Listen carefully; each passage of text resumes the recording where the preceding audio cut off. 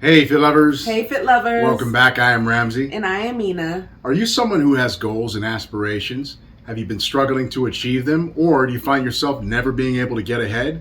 Well, today Mina and I will be discussing 5 things that could be preventing you from achieving your goals. Get ready. This is the FitLove Show.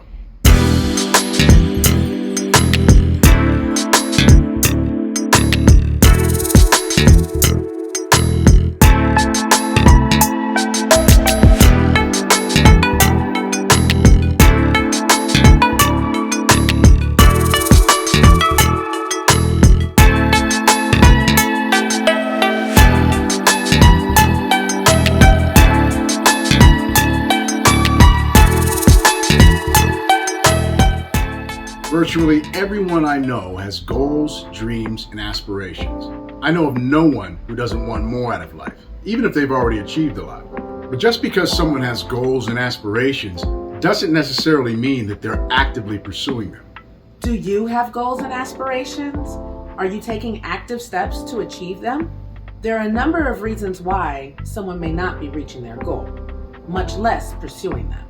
Now, if you aren't even pursuing your goals, that's a topic for another show. But if you are pursuing your goals, yet you feel like you aren't getting anywhere or having difficulty achieving them, well, this show's for you. One of the first things you should know or acknowledge about the pursuit of your goals is that it's going to be hard. Whether it's going back to school, getting in shape, or building a successful business, anything worthwhile you achieve in this life is going to come with challenges. The trick is to not add unnecessary challenges by doing or not doing certain things. So today, we thought we'd talk about 5 things that are keeping you from achieving your goals. In any endeavor, if you aren't focused on what you want or what you're doing, you're probably going to miss the mark. If any of you have ever played baseball, you've probably heard your coach say, "Keep your eye on the ball." If you're looking at the ground or somewhere off in La La Land and not at the ball, you're probably not going to hit that home run. Now, I know this may seem counterintuitive, but often people don't reach their goals because they have too many goals. I am the king of online courses. I've purchased courses ranging from currency trading to digital marketing, real estate wholesaling, to how to be a good photographer. Over the years, I placed so many irons in the fire that I didn't know which one to grab. And I would end up spreading myself so thin that I would never get anything done. It's been said that achieving success is not that difficult. You simply need to take 20 steps in one direction, not one step in 20 directions. Now, we all know that success actually can be difficult.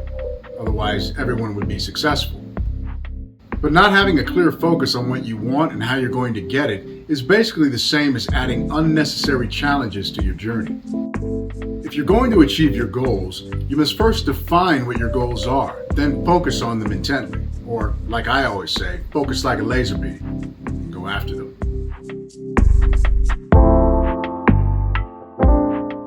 Many people don't achieve their goals because they have a fear of failure.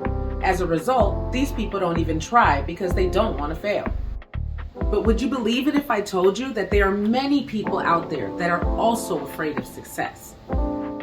It is easy to understand why someone would be fearful of failure. I mean, no one wants to fail. No one wants to be looked at or talked about negatively because of their failure. But why would someone be afraid of success? Isn't successfully achieving your goals what you want? The fear of success stems from a lack of belief in oneself and a fear of change.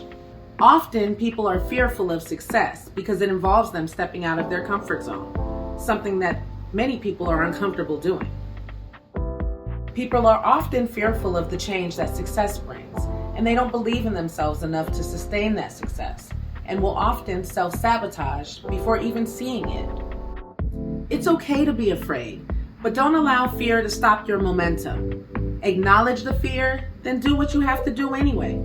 If you'd like some helpful tips on how to better deal with failure, check out episode 34 of our previous show, Garage Talk, 3 ways to deal with failure and disappointment. You'll find that facing your fears will cause them to fade away quickly.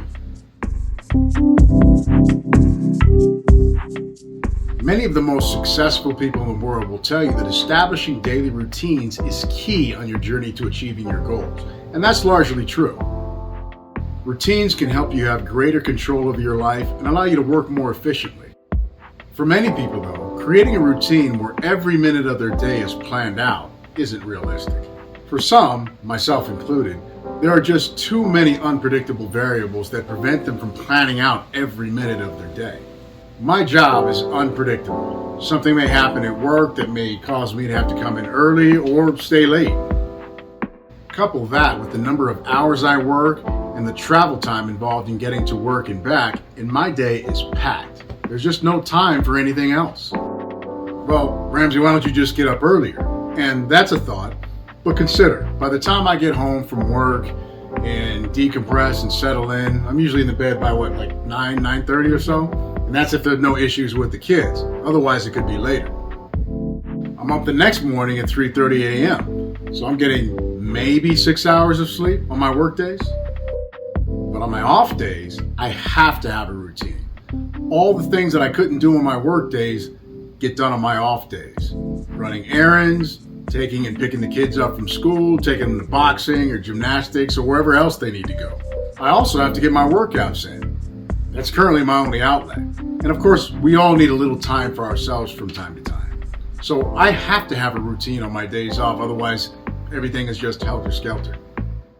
It's important to build daily routines where you block out time during your day to work on your goals, but also leave gaps for non-routine stuff too.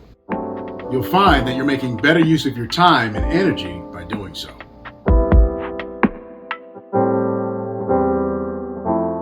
There's no shortage of advice in this world. You'll get advice from your friends, your family, self-help gurus, and the like, whether you ask for it or not. But just because someone has advice for you doesn't mean that it's good advice.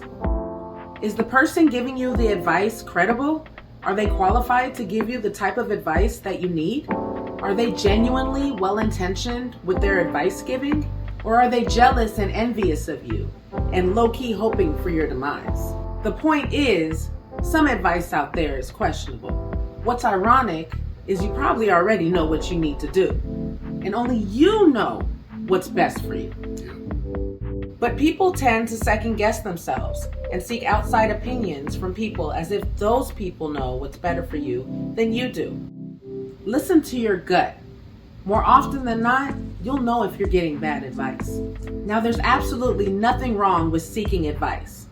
I ask for advice all the time, but I don't necessarily accept that advice as gospel. I do my own research, I weigh the pros and cons, and then I make my own decisions. There's nothing wrong with having fun or engaging in pleasurable activities. Everyone needs that from time to time. But all too often, many people mistake fun or pleasure for happiness, and they want as much of it as they can get.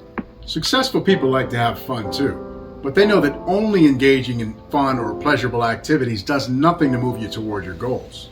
Maybe you've heard the term delayed gratification. If you haven't, delayed gratification is basically being able to put off immediate pleasure in exchange for greater long-term reward. I'm sure you've heard of or experienced that person who'd seldom or never go out and party because they were always working on something more important or had bigger priorities than hanging out. A lot of people would look at a person like that and call them square or boring. But don't sleep on a person willing to put off having fun. Those same people who labeled that girl or guy boring probably work for that girl or guy now. Delayed gratification is an integral part of your personal growth. You cannot grow and mature by only engaging in pleasurable activities. Well, Ramsey, what about all the social media influencers out there I see living their best lives? They don't seem to be delaying gratification. Wrong answer. What you see from social media influencers is what they want you to see. Everyone sees the end result. Everyone sees the glitz and glamour of living the high life and wants to emulate that. What they don't see is all the hard work it took to get them to where they are. They haven't experienced the late nights or early mornings, the hours spent on boring and mundane tasks, the struggle of going without because they had bigger ideas in mind, or the pain and doubt of not knowing if what they're doing will even be successful. Whether you're trying to get in shape, build a business or a brand, or just experience great personal growth, you have to develop the ability to be able to put down the shiny objects and get your hands dirty. If you can learn to do that, you'll not only be a happier person, but you'll have lots more fun in the long term. Well, folks, that's our show for today. We thank you for joining us. Thank you. Week before last, when we put out our message to our viewers, we thanked some people for always watching and supporting the show, but we left some folks out.